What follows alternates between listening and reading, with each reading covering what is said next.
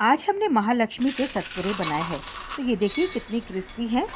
नमस्कार, kitchen lovers TV channel में आप सबका हार्दिक स्वागत है। तो सतपुरा बनाने के लिए हमने 1 कप मैदा लिया है। इसे हमने छान के वापरा है। वज़न में देखेंगे तो ये 125 ग्राम है। 1 चुटकी हमने नमक लिया है, इससे स्वाद बैलेंस रहता है। और ये हमने ना ठंडा पानी है ना गर्म पानी है, ये बिल्कुल नॉर्मल टेम्परेचर वाला पानी है। पानी इसमें आप थोड़ा थोड़ा करके डालिए। एक साथ पानी डालेंगे तो आटा नरम हो जाएगा और इसमें हमें कोई मोन नहीं डालना है। तो बस इस आटे को हम गूंद लेते हैं। ये आटा जैसे नॉर्मल हम रोटियां बनाते हैं वही कंसिस्टेंसी के जितना ही हमें इस आटे को गूंदना है। तो हमने इसमें आधा चम्मच तेल डाला है। तेल डाल के हम इसे थोड़ा सा और मिक्स करके और इसे हम रख देंगे। इस आटे को हम 15 से 20 मिनट तक रेस्ट करने को रख देंगे। तो इसे हम 15 मिनट के लिए ढक के रख लेते हैं। जब तक आटा रेस्ट होता है, आइए हम आटे के लिए, इसे चाहे पेस्ट कहो या साटा कहो, इसमें हमने 4 टेबलस्पून ऑयल लिया है और उतना ही हमने मैदा लिया है। तो आप देख सकते हैं ये 4 टेबलस्पून हमने मैदा लिया है और इसे हम अच्छी तरह से मिक्स करेंगे जब तक ये एक स्मूथ पेस्ट न बन जाए। तो ये देखिए ये एकदम परफेक्ट है। तो ये हमारा पेस्ट बन गया। अब इसे हम साइड में रख देंगे। तो ये हमारा 15 मिनट हो गया है। आइए इस आटे को हम फिर से मलेंगे। तो ये आटा आप जितना मलोगे उतना ही हमारे सतपुरे क्रिस्पी बनेंगे। इस पे हमने थोड़ा सा ही ऑयल डाला है और इसे हम 1 से 2 मिनट तक इसे मलेंगे। फ्रेंड्स, अगर आप हमारे चैनल पे नए आए हो तो बिना सब्सक्राइब किए हुए आप मत जाइए। बेल बटन पे दबाना ना भूलिए ताकि आपको हमारे आने वाले नए वीडियोस की नोटिफिकेशन मिल सके। तो इसे हमने 4 पोर्शन में डिवाइड कर लिया है। 1 कप आटे से 4 लोइयाँ बनती हैं। तो इसी तरह से हमने ये 4 लोइयाँ बनाई है। अब इसमें हम थोड़ा सा सूखा मैदा लिया है और इस सूखे मैदे से हम इन लोइयों को जितना पतला हो सके उतना पतला हमें इसे बेलना है। ये सतपुरे पूजा में काम आते हैं। हमारे यहाँ बहुत ही ट्रेडिशनल तरीके से बनाया जाता है। कई घरों में, मेरा ख्याल है शायद कई घरों में ऐसा होता है कि जैसे 16 गांठें होती है माँ लक्ष्मी की, तो 16 छोटे छोटे पीसेस किए जाते हैं और घर के एक एक मेंबर के 16-16 पीसेस के हिसाब से इसे बनाया जाता है। हमारे में ऐसा नहीं होता है। तो इन सारी रोटियों को हमने बेल लिया है। अब इसे हम ये साटा या जो पेस्ट आप कहोगे वो पेस्ट हम इस पे लगाएंगे। लगाने से पहले हमें एक बार फिर से मिक्स करना है क्योंकि मैदा नीचे बैठ जाता है। इस आटे में हमने कोई घी या तेल नहीं डाला था, तो हम जो डाल रहे हैं ऊपर से हम डाल रहे हैं। तो ये साटा हमें बहुत अच्छी तरह से थोड़ा ज़्यादा क्वांटिटी में हमें लगाना होगा। आप चाहो तो सूखा मैदा इसके ऊपर छिड़क सकते हो, मुझे कोई आवश्यकता नहीं लगी है। तो इसके ऊपर हम दूसरी वाली रोटी भी रख देंगे। अगर आपको थोड़ा सा तकलीफ़ होता है तो आप सूखा वाला मैदा इसके ऊपर छिड़क सकते हैं।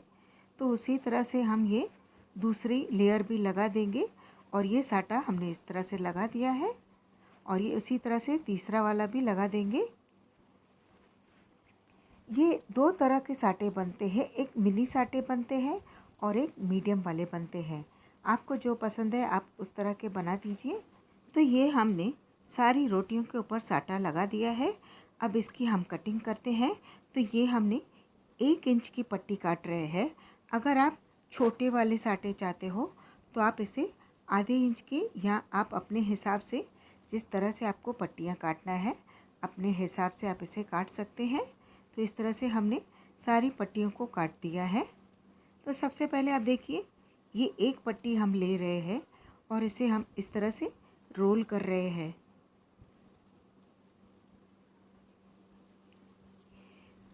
और इसका जो लास्ट का जो भाग है वो हम एकदम पीछे से टक कर देंगे और ऊपर से हम खोल देंगे ताकि हमारी लेयर्स बहुत अच्छी तरह से खुली हुई रहे, बस इस तरह से। आइए अब हम आपको दूसरी तरह से फोल्डिंग करने का भी तरीका बताते हैं। तो कई लोग इस तरह से उंगली पे रख के भी आप इसे रोल कर सकते हैं। बस इसे हमें हल्के हल्के रोल करना है, इसे खींचना नहीं है। और ये जो लास्ट का जो पोर्शन है वो हम पीछे टक कर देंगे, ऊपर की लेयरों को खोलते हुए इस तरह से। तो बस इस तरह से हम दूसरी पट्टियों को भी फोल्ड करते जाएंगे। अगर लास्ट के जो छोटे छोटे पीसेस है तो उन पीसेस को भी आप जोड़ के भी आप इसे फोल्ड कर सकते हैं। आइए अब हम बेलना दिखा देते हैं। तो आप देख सकते हैं बेलन आप नीचे की तरफ से लेना है, बस इस तरह से नीचे लेना है, ऊपर आप ना लें। ऊपर लेंगे तो लेयर्स खुलेंगे नहीं। तो आप जैसे वीडियो में देख रहे हो हम नीचे की तरफ से ले रहे हैं और एकदम हल्का सा ही लेना है। एक और आपको दिखा देते हैं। तो आप देख सकते हैं हम सिर्फ नीचे की तरफ से बेल रहे हैं। इसे आप बेल के मत रखिए, जैसे जैसे आप फ्राई करते जा रहे हैं उसी तरह से आप इसे बेलते जाए। तेल हमारा गरम हो गया है। अब इसमें हम ये एक सतपुरा डाल रहे हैं। गैस को हमने मीडियम फ्लेम पे रखा हुआ है। तो ये देखिए ये 2 फोक हमने लिया है। तो ये जो सारी लेयर्स आपको दिख रही है इसे हम हल्के हल्के से इन परतों को खोलने की कोशिश करेंगे। तो आप देखिए इस तरह से आप 2 फोक को इस तरह से थोड़ा सा दबा देंगे तो ये सारी परतें खुलती जाएंगी। बस इसे हमने पलट लिया है और ये देखिए ये हमारा बहुत ही बढ़िया सतपुरा बनकर तैयार हो गया है। इसका कलर हमें थोड़ा सा लाइट चाहिए, जैसे ठंडा होगा वैसे इसका कलर थोड़ा सा गोल्डन कलर का हो जाएगा। आप देख सकते हो कढ़ाई के ऊपर इसका कलर चेंज हो गया है। तो इसी तरह से हम फिर से फोक की मदद से इन सारे लेयर्स को खोलेंगे।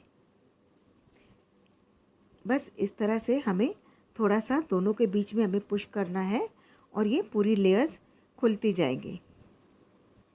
तो ये देखिए 2 फोक के बीच में हम थोड़ा सा प्रेशर देके और इस परतों को खोल रहे हैं।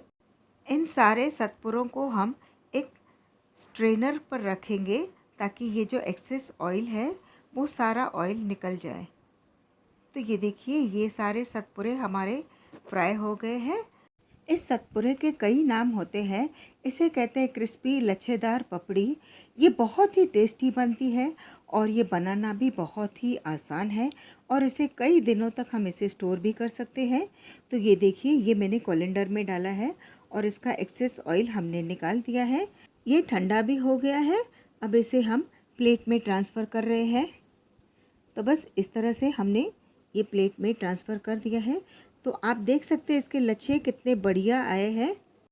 वैसे तो ये सतपुरे आप जब चाहो तब आप इसे बना सकते हो, आपको और आपके परिवार को बहुत ही पसंद आएगा। आइए इसकी अब हम गार्निशिंग कर लेते हैं। तो ये मैंने 2 टेबलस्पून पाउडर शुगर लिया है, आधा चम्मच छोटी इलायची का पाउडर डाला है और इसे हम मिक्स कर लेते हैं। इसे हम ठंडा होने के बाद ही शुगर का कोटिंग करते हैं, आप गरम गरम पे ना कीजिए। तो बस इस तरह से हमने शुगर की कोटिंग की है। अगर आप ज़्यादा मीठा खाना चाहते हो तो आप इसमें थोड़ी सी शुगर और डाल सकते हो, लेकिन इतना जो हमने डाला है वो एकदम परफेक्ट है। और इसे हमने पिस्ते के साथ में गार्निश किया है। अब इसमें हम कुछ सूखी हुई गुलाब की पत्तियों से भी इसे गार्निश कर रहे हैं। ये ऑप्शनल है, अगर आपके पास है तो आप डालिए, नहीं तो आप इसे स्किप भी कर सकते हैं। आइए इस सतपुरे को हम आपको तोड़ के दिखा देते हैं। तो ये देखिए। तो फ्रेंड्स अगर आपको ये हमारा वीडियो अच्छा लगा तो दोस्तों के साथ शेयर करना ना भूलें और हमारे चैनल को सब्सक्राइब करना भी ना भूलें। तो फिर मिलते हैं हम आपसे एक नया वीडियो एक नई रेसिपी। तब तक के लिए बाय।